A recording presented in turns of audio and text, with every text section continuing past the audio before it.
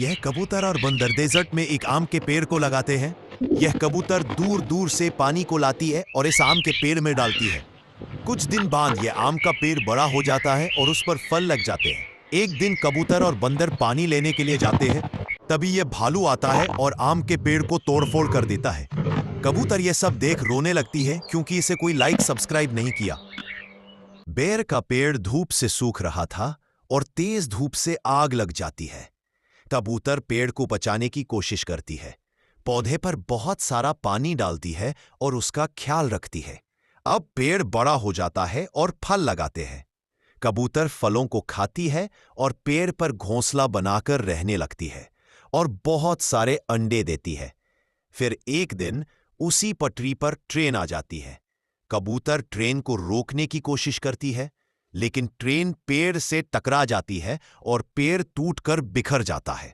घोंसले के साथ अंडे भी नीचे गिर जाते हैं।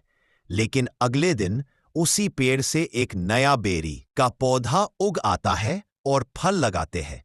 रेलवे स्टेशन पर एक ट्रेन कई दिनों से रखी हुई थी। एक बंगा कबूतर उस पर अपना घोंसला बनाता है, फिर उसी घोंसले में अंडे देता है और कुछ दिनों में अंडे से नन्हे चूजे निकलते हैं। कबूतर खुश था। एक दिन कबूतर दाने लेने जाती है, तभी अचानक ट्रेन चल पड़ी और काफी दूर निकल गई। जब कबूतर आती तो देखती है तो ट्रेन वहाँ नहीं होती। कबूतर अपने बच्चों को हर तरफ ढूंढने लगती है। ट्रेन जा चुकी थी। कबूतर उदास एक पेड़ पर बैठी होती है, तभी वही ट्रेन उसी स्टेशन पर वापस आई। कबूतर खुश हो गई और फिर कबूतर ने अपना घोंसला पेड़ पर बना लिया और फिर कबूतर रोने लगी। फिर लाइक सब्सक्राइब नहीं किया। दोस्तों, ये बैल बहुत शक्तिशाली और विशाल, मस्कुलर और मेहनती है, लेकिन गांव के लोग इसे पागल समझते हैं और इसका मजाक उड़ाते हैं।